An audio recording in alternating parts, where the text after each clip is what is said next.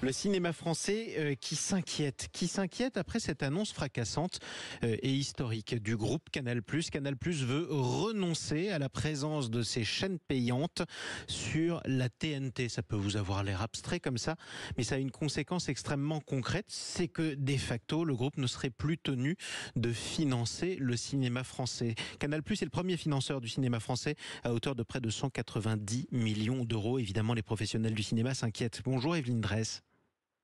Oui, bonjour. Bienvenue. Bienvenue sur Sud Radio, surtout. Oui, je suis ravi de vous retrouver. Je rappelle quand même. J'adore Sud Radio. Mais, écoutez, on vous adore aussi. Je rappelle que vous êtes actrice, même si on vous présente plus, productrice de cinéma, membre du conseil d'administration, et c'est important, de l'ARP. C'est la Société civile des auteurs, réalisateurs, producteurs. Evelyne Dresse, je le disais, l'inquiétude qui règne dans vos rangs, bien entendu. Oui, bien sûr, puisque Canal+, comme vous l'avez dit, finance pour une grosse part le cinéma français. Bon, ça fait des mois que Canal+ menace de quitter la TNT pour ne devenir qu'une simple plateforme numérique comme Netflix ou Prime Video, mais personne n'y croyait.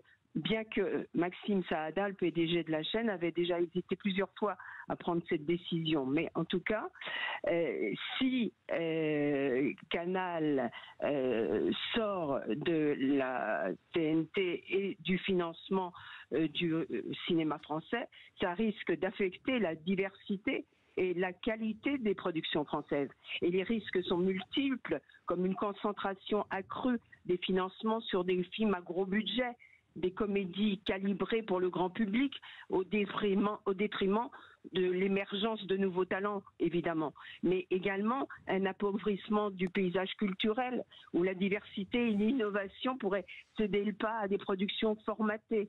Ce retrait ouvre une période de grande incertitude pour l'ensemble du secteur. Et les prochains mois seront sûrement décisifs pour l'avenir du cinéma en France. Bon, cette stratégie de retrait comporte des dangers aussi pour Canal+. D'abord parce que la perte de privilèges liés à la chronologie des médias. Oui.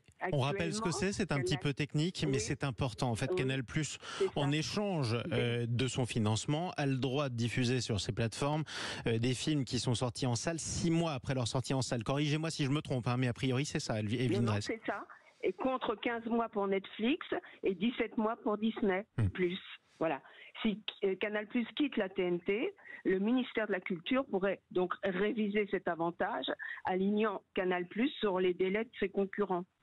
Et cette perspective placerait alors Canal+ en concurrence directe avec Netflix pour la première fenêtre de diffusion des films français. Voilà, ce qui serait difficile. Alors on peut préciser aussi que tout n'est pas terminé, notamment pour le cinéma français, d'autant plus que il y a des négociations qui ont lieu en ce moment, qui vont se poursuivre.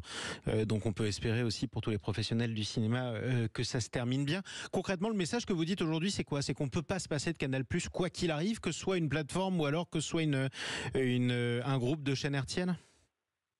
C'est-à-dire que Canal+ est un financement historique du cinéma français. Ce serait, à mon avis, terrible que Canal+ n'existe plus, se retire, aille produire ailleurs. Parce qu'il y a un autre sujet d'inquiétude, c'est que Studio Canal, qui est une filiale du groupe Canal et qui agit en tant qu'une société de coproduction, d'acquisition et de distribution de production audiovisuelle,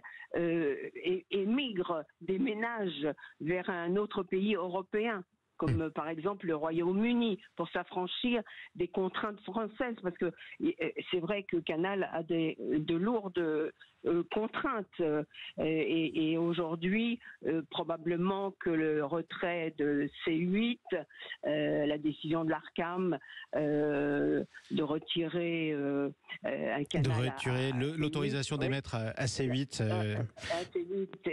a probablement fait réagir Maxime Nassim Saada. Il y a aussi un problème de TVA. Actuellement, Oui. Canal bénéficie d'une TVA à 10%. Bercy propose de la ramener à 20%. Bon, Ça fait bien sûr, partie des éléments des de négociations. conflit et Oui, des contentieux qu'il y a en ce moment. Votre message voilà, aujourd'hui en tant que exactement. professionnel du cinéma, vous dites plutôt au pouvoir public d'être accommodant avec Canal ou plutôt à Canal d'être accommodant avec les pouvoirs publics? Moi, je pense que tout le monde doit faire des Mmh. efforts et puis avoir une réflexion collective. Mmh. Évidemment que le ministère de la Culture doit Oui. prendre des décisions, nous mettre tous autour de la table.